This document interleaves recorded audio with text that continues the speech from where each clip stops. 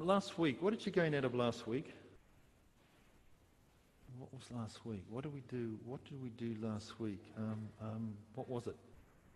Pardon? Code of Conduct. Okay, so what did you gain out of that?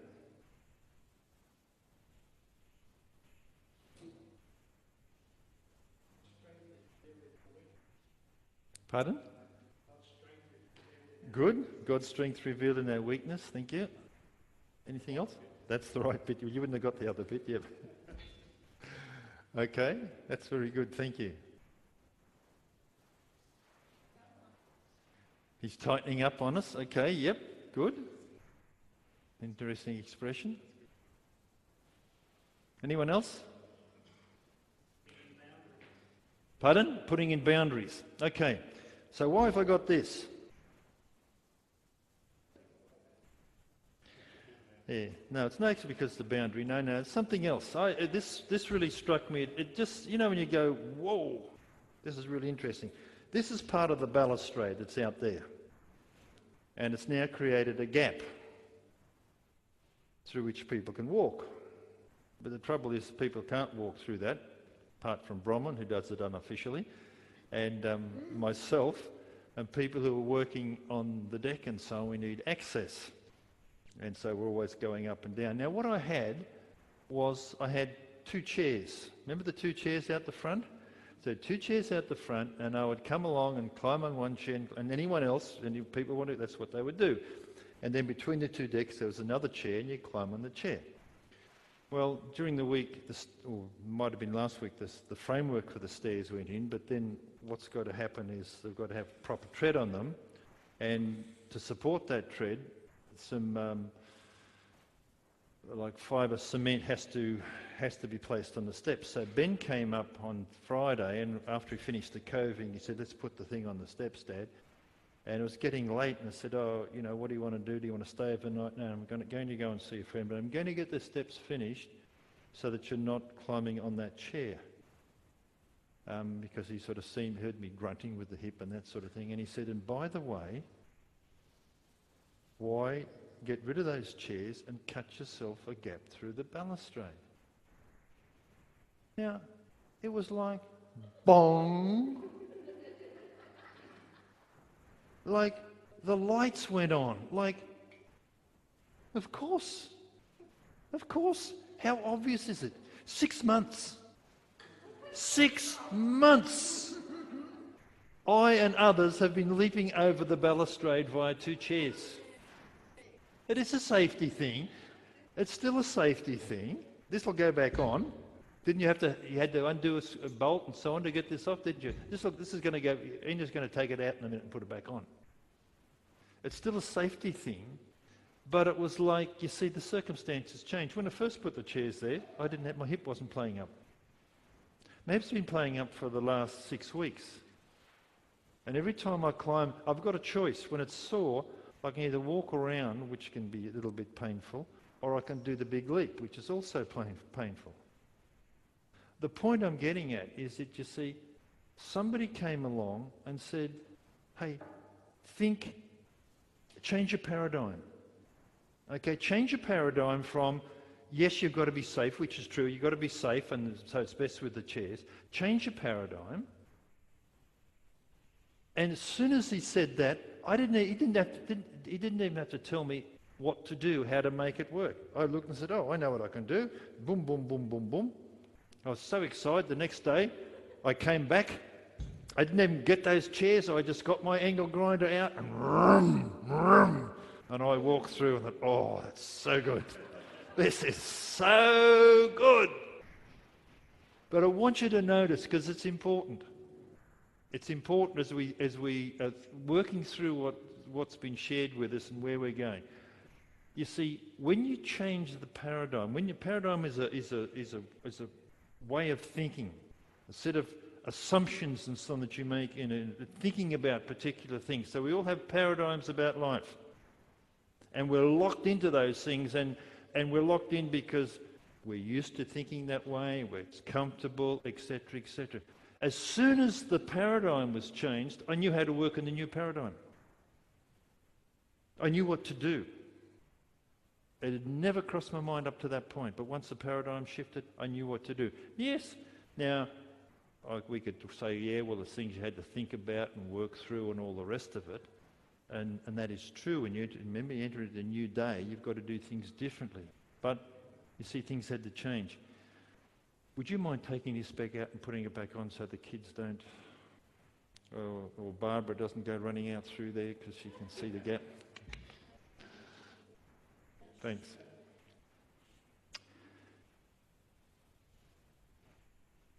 Think about this. God said streams in the desert. Behold, I'm doing a new thing. Streams in the desert, highways in the wilderness. If there are streams in the desert, what are you going to do? Well, it's going to be water, so what are you going to do? Grow something. Isn't your paradigm going to change? Because there's now streams in the desert. Won't you do things differently? Because before it was desert, now there's a stream. You'll do things, won't you? Well, I assume you will. Highway in the wilderness? Won't you get a McDonald's franchise? Wouldn't you do that? Or something like that, because things are different? See, so things are different. Pardon? Oh, whatever, petrol station. Well, yeah, petrol station. Things are different, so you change.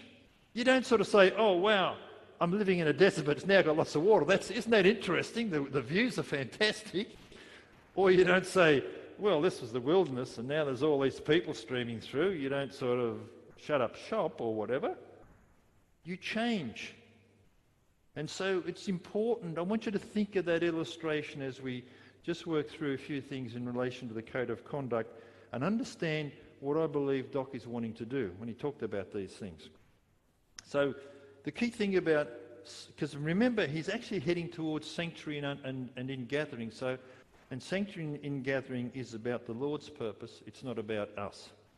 Okay, so I've talked about that. So just very quickly, let's go back to remind ourselves about something. Why are we dealing with Woodruff and why are we dealing with Congress?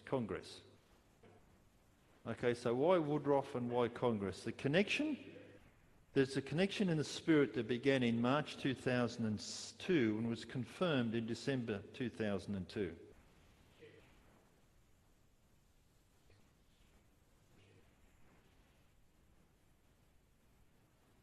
Okay, so we've got a little technical problem. So we had that connection, and we came back, and there was a sense of understanding. The spirit man understood what he was about, but the natural man had no idea. So I came back, and when the elders said, "Well, what's it about?" I said, looked at 32 type pages of notes and said, "I've no idea. It's just good. This is what we've got to do." So there's an understanding spirit about saying yes. And so we had connection with apostolic grace. And apostolic grace is about building, but it took us a long time because we're used to a teaching mentality.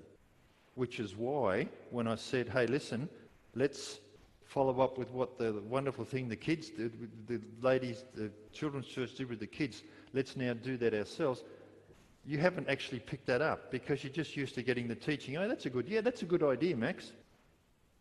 But even when I said, listen, the idea wasn't mine, it came from God, and it would please God if we did it, we just, you all believe that. You say, yeah, it'll be good for me to do it, it'll be good for the kids, and yes, it'll please God.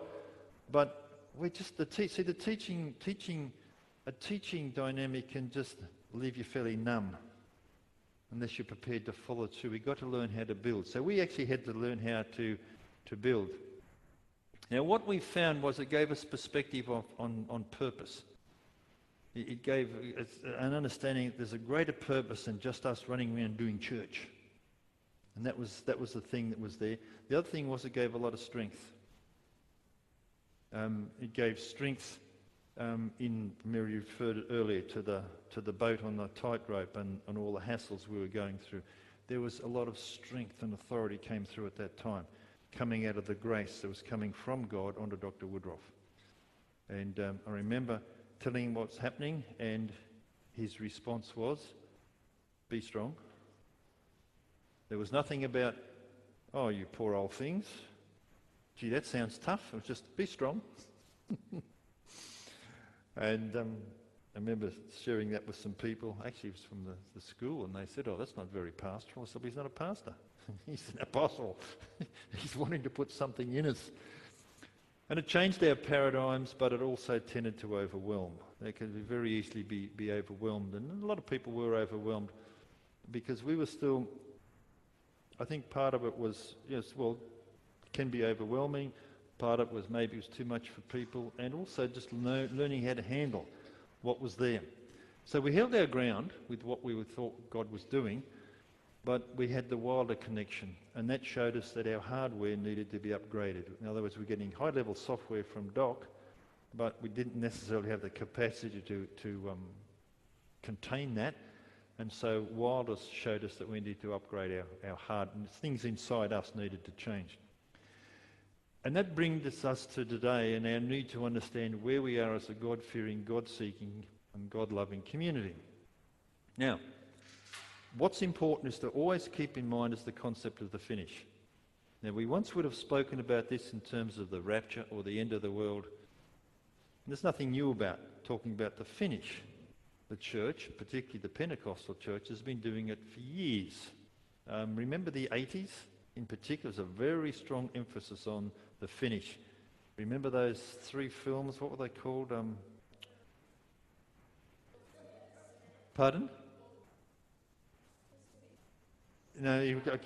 Anyway, there was 3 films about being raptured, and we took our youth group down to Tamworth, and we frightened the life out of our kids. They didn't realise at the time, but they were scared. That was really scary stuff. Anyway, that was what was on. We were in Walk at the time, and we had an outreach called "He's Coming Soon," and that was the big thing. And so Barry Smith with his charts, guy from New Zealand. Okay, most of you understand this. You remember this, the guy with charts and pulling them down, and this is happening, and working out who the Antichrist was. You know, it was Henry Kissinger, it was Bob Hawke, it was... Until it was all these names until I found out sometime in the early noughties, when we were having issues, that the Antichrist was me. Remember 666, the whole thing about don't have a bank card because it had 666 on it, all those sorts of things, the rapture stickers, be careful, the driver of this car might disappear at any time. All this stuff, that was there. We did, okay? And we were serious about it. And interesting, I remember sharing with my staff in the public school in Walker, and I talk about this stuff, and I remember one guy said to me, he said, "Max, I always want to track where you are, because when this stuff wants to happen, I'm going to talk to you." Anyway, he didn't keep tracking with me. So the focus was looking at world events and determining from that the end was near. Okay, so this is happening in the world. There's earthquakes, there's wars, things are happening. The European Common Market are going to 10 people, and that was the 10 horns and Daniel, all this sort of stuff. It was what we knew at the time. It was what was known. I'm not knocking it. It's just where we were at. Okay, you just need to understand we have a degree of understanding and also probably a larger degree of ignorance, and we sort of just try to work our way through that. Anyway, what we're really doing was looking at the world to see, oh yes, the end is getting closer. Now, Woodruff and Congress did it differently. And with Dr. Woodruff, there was deliberate and considered response to what God was saying. Okay? A deliberate and considered response to what God was saying. So when we first connected with him, there was some reference to the finish, but basically he was talking about apostolic grace and talking about the role of the apostle in building. It was very, very slow. His first command from God was to build, he said God told him to build a world breakthrough network. His joke is always, he started out, there was no world, there was no breakthrough, and there was no network. But that's where he started from.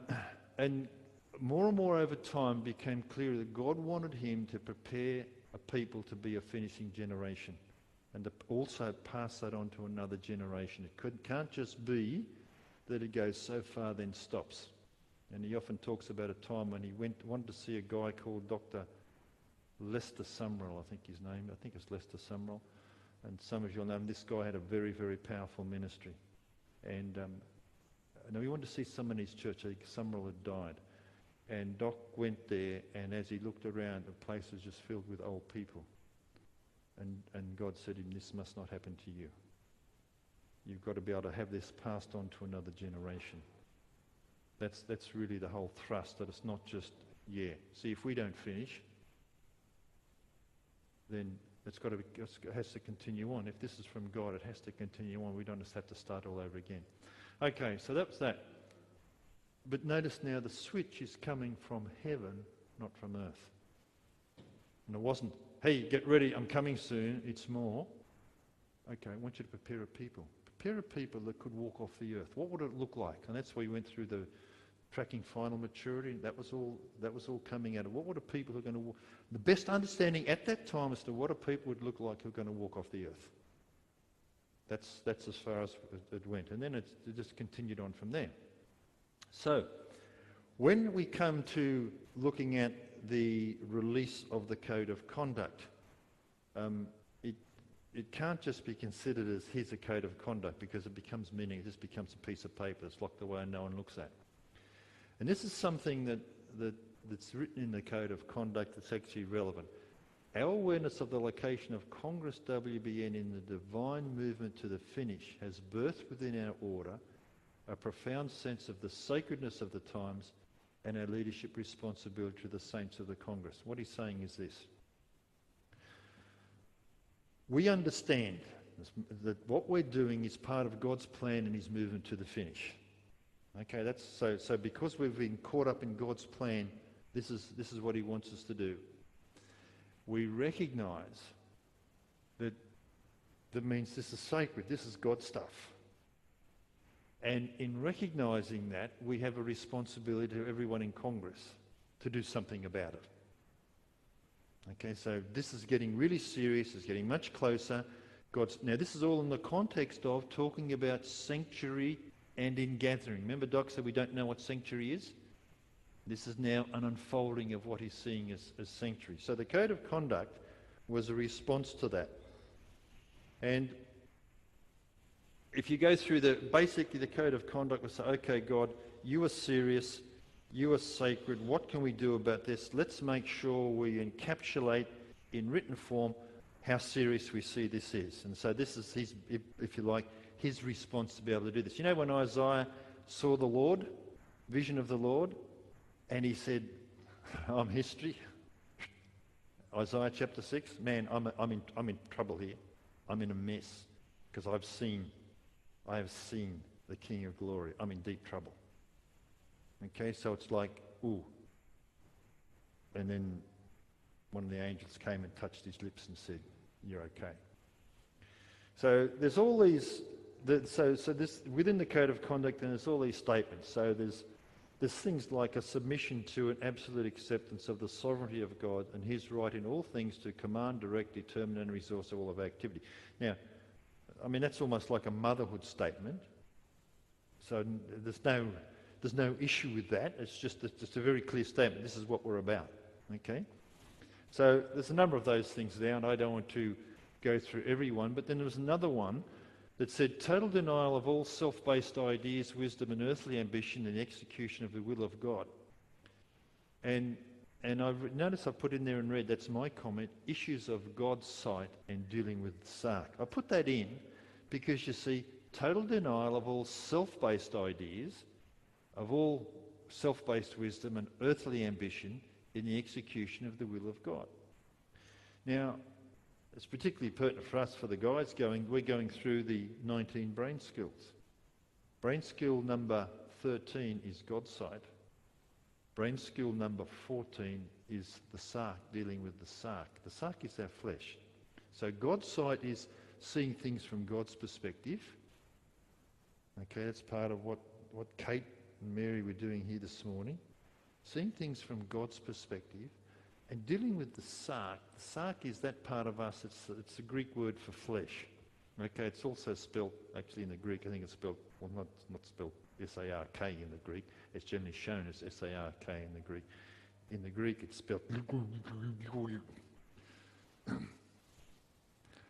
but then they translate that, they put down the word sark, S-A-R-X.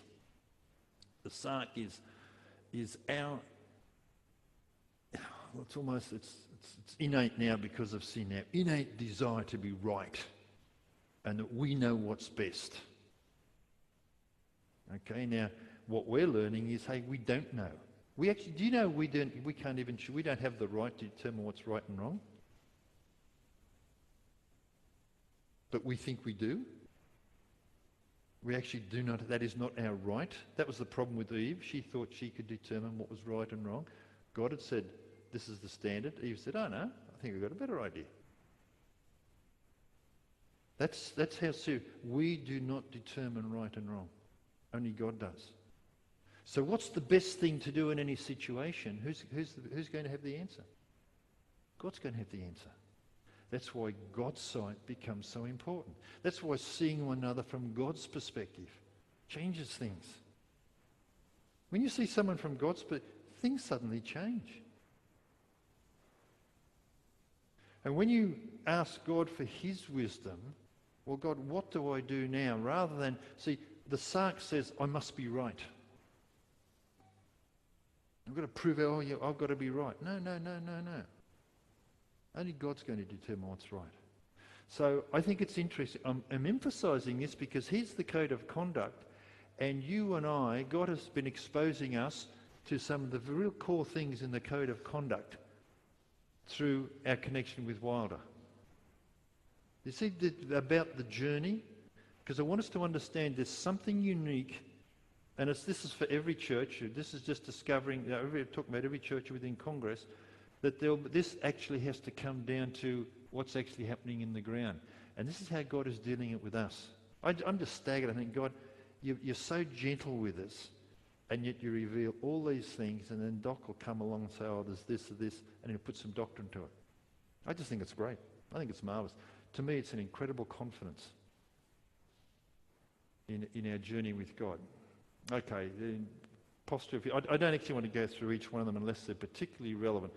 You'll get a copy, you can read them.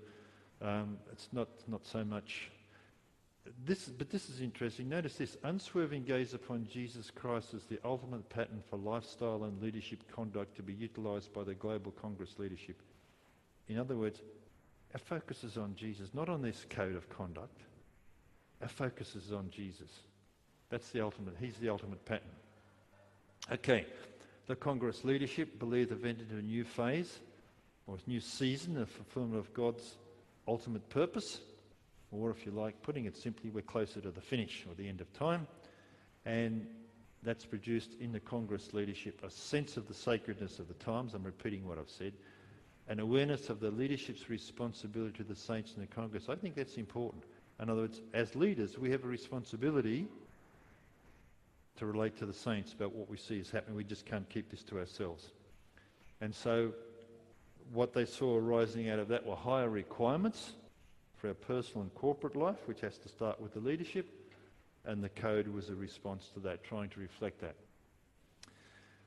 And keep in mind, I'll come back to this, the fear of the Lord is an important foundation. Okay. Now we saw last week, Mel alluded to the example from Moses. When Moses was told, he was given the authority, the rod of authority by God.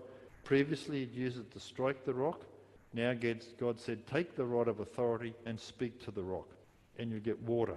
Water will come out of the rock. Moses didn't do that. And out of that, we had this great teaching on our productivity has to be based on dependency upon the Lord, not upon what we can do. Now my question is, therefore, what did you gain from that for your life and our life together? Has anything shifted for you in the week since you heard that? Now that's sort of like a rhetorical question, because I don't want to go around and ask you and maybe embarrass you. What I want to do is for you to think, okay, I want this to start to trigger, okay, I've heard an incredible truth. What difference is it making in my life?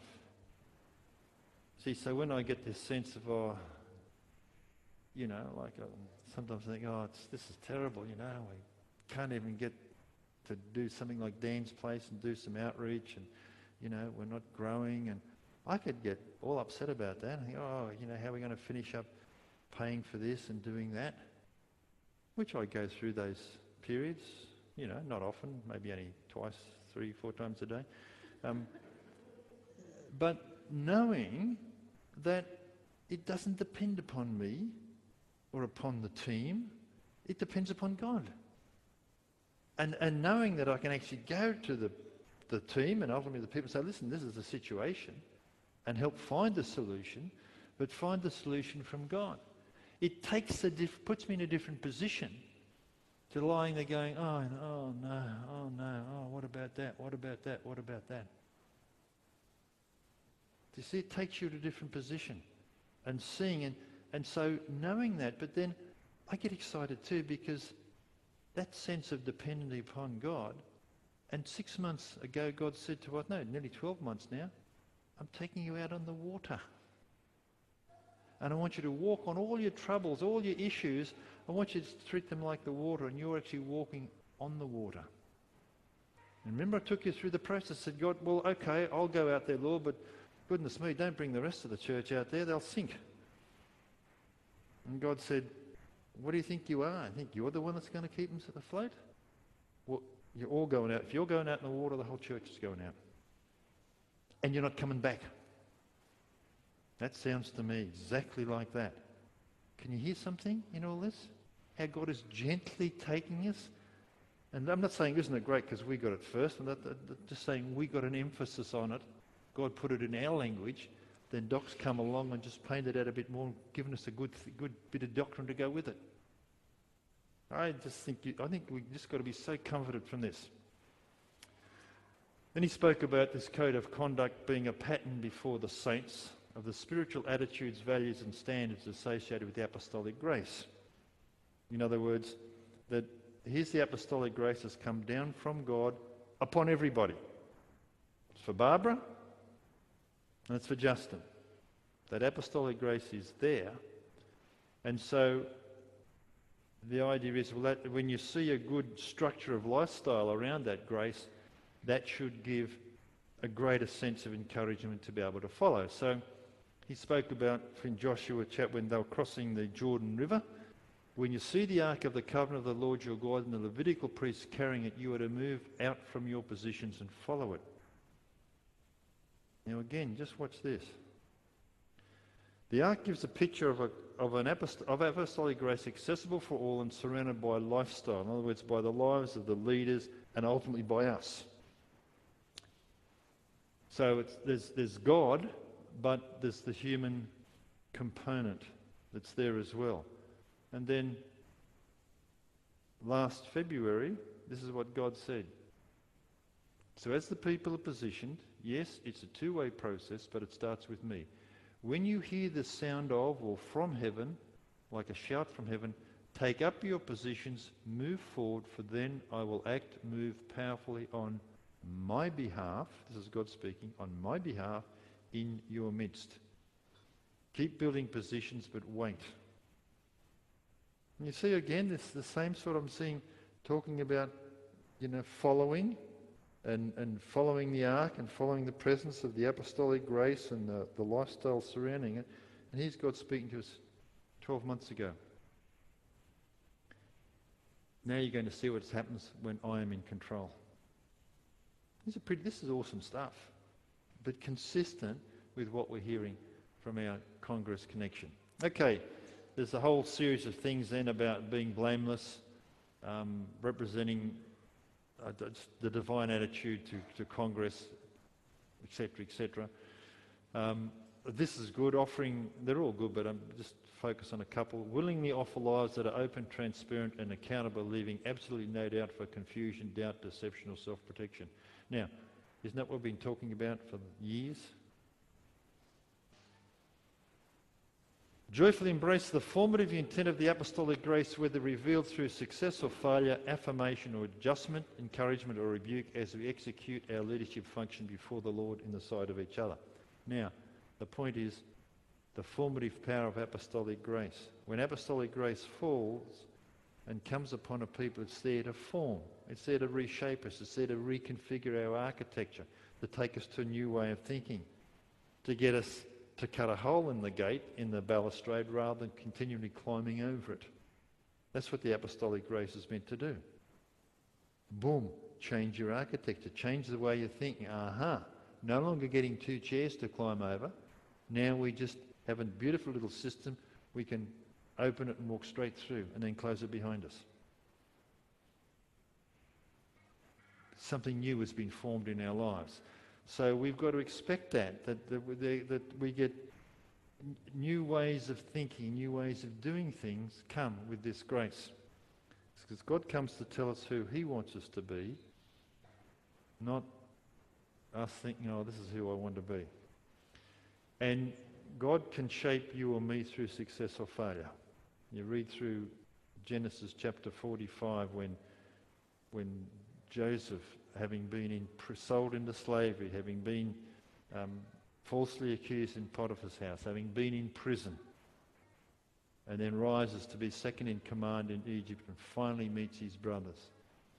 And then when he reveals who he is and they're all horrified, he says, it's okay. You intended for evil, but God intended it for good.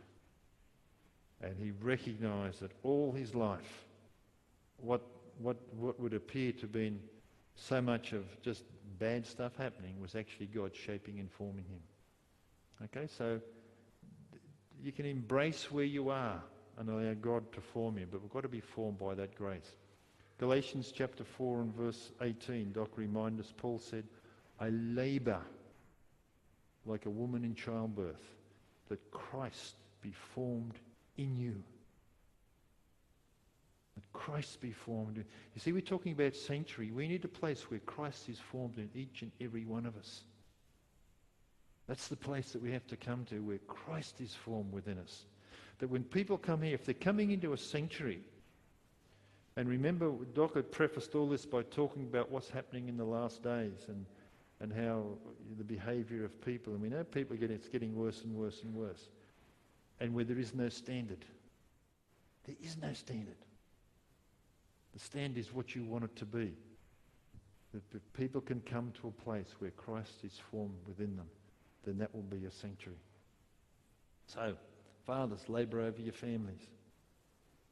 It's just examples. There you go. Mothers, labour over your children. Till Christ be formed. In Colossians 1, verses 26 to 27, the scripture, the mystery of godliness. Christ in you, the hope of glory. Christ in you. That's the hope of glory. And that change comes. See, Christ being formed in us, Christ in us, the hope of glory, that's something coming from another realm. He spoke about the word morpho. Of course, we get the name Morphus. And so that change. Okay. There's some more which we can leave. Be constantly mindful that the Global Congress leadership is a stabilising core, and the stabilising core ultimately comes down to our heart, of the Congress movement forward, and is required to faithfully represent the continuity of our standards in the midst of the evolving apostolic context. The values don't change. Okay? Other things will, but the values don't change. That's the important thing that we want to keep there. And the same for us to be a sanctuary, we have to maintain the same values that we've been developing and working on. A personal commitment to correct action protects the entire church. In other words, what we do, what one does, affects all of us. Now, we don't always see the immediate effect of our actions, but one can affect the whole, and we saw that. Remember the story of Achan? Familiar with the story of Achan? They're going in, this is in Joshua, they're going into the promised land, they're trying to take the promised land, and they come to a city called, or village more, called Akai. It's about 3,000, only a few hundred people, maybe a few thousand people. And they said, look, this will be a knockover for us. We've knocked down the walls of Jericho and everything else. This will be peanuts. Just send up a few men. And they sent up a few men, and they got defeated. And their hearts sank. And they went before the Lord, and God said, well, you've got sin. And what this man Achan had done, the word from the Lord was, when you capture all these people, when you defeat them, don't take anything. And Achan had taken something. He'd taken some cloth and some silver, and he'd hidden it in his tent. And that caused the whole nation to suffer. So the importance of us maintaining this consistent value and standard is important for this place to be a sanctuary.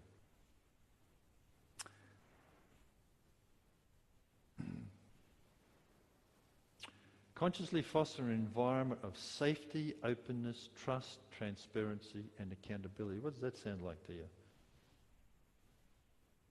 Sounds to me like Thrive, Wilder. Ensuring the saints have appropriate access to the resources, structures, and leadership wisdom of the Congress. That sounds to me very much. See again, you just see how God's been leading us and taking us through. Ascribe the highest value to the willing submission and offering of lives by the saints, which must never be taken for granted by the leadership of the Congress. This is an honouring of the saints. And the saints, it's you and I, we flesh out the doctrine. See, we have to take the doctrine that Woodruff gives us and then see how it applies for us. That's why I said, how were you affected by looking at that doctrine of productivity from weakness? How has that changed in your last week? Has anything shifted? Because that has to be applied in Susan's life. That's where it gets worked out. That's why Paul said, you're my letter. This is what Paul said in 2 Corinthians. He said, you yourselves are our letter, written on our hearts, known and read by everybody. You show that you are a letter from Christ, the result of our ministry, written not with ink, but with the Spirit of the living God, not on tablets of stone, but on tablets of the human heart. So the Bronwyn is an outworking of Christ, an exposure to Christ, and all the teaching, it's now written and expressed in Bronwyn's, like in a very Bronwynish way, but that's what's being expressed. She's a living epistle. We're all to be living epistles. Okay? And I find that interesting because I remember back in May 2000 and maybe 13, I said, here's our outreach program. If anyone wants to become a Christian, I'm going to send them home to your house. They can live with you for a week. Anyone remember me saying that? I used to say it constantly. This is our outreach. And there it is there. You're an epistle. And now Doc's got it in the Code of Conduct. Interesting. Exercise extreme care in managing the release of the apostolic impartation, being conscious of the power it carries to imprint on the minds of the saints. We're getting instructions from another realm. We've got to be careful of that. We can't just treat this lightly. Okay, ignore, that's for next week.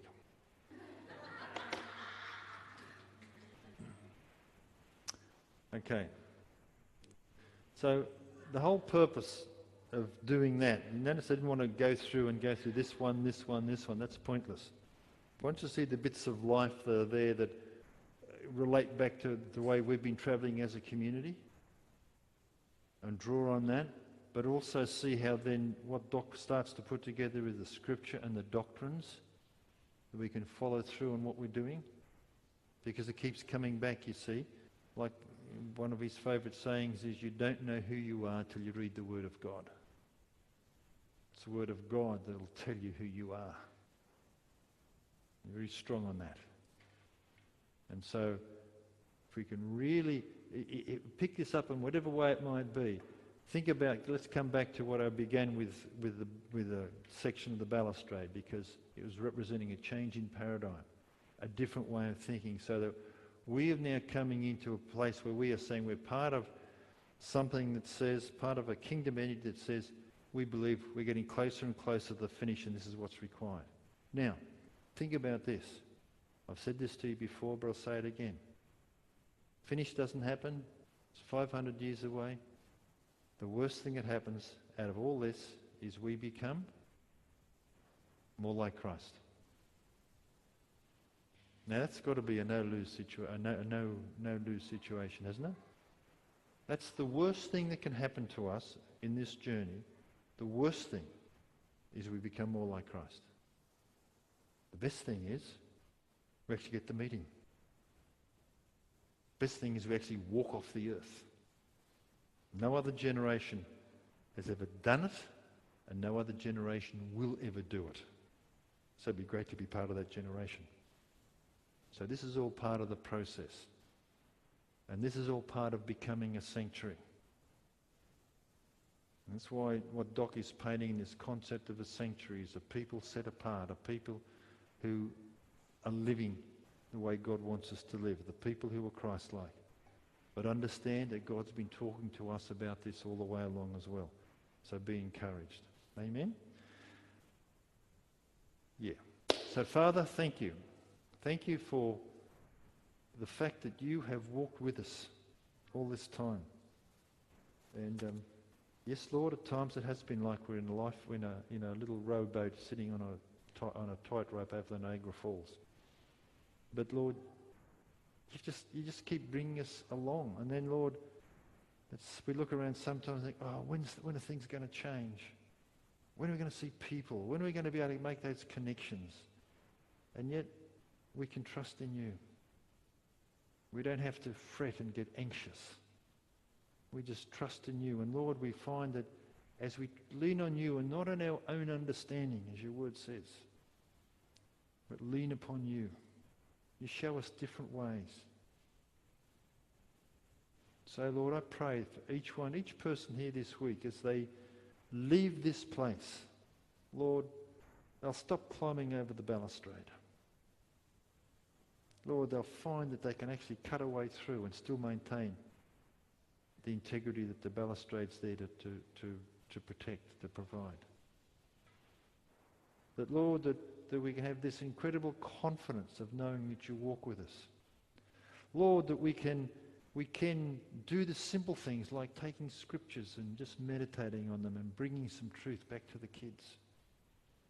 That we can do these things, Lord. And we can bring life to the kids and life to one another. So, Lord, just thank you for being with us, for never leaving us, and for, Lord, showing us higher ways, showing us, Lord, how you want to lead us and guide us. Amen.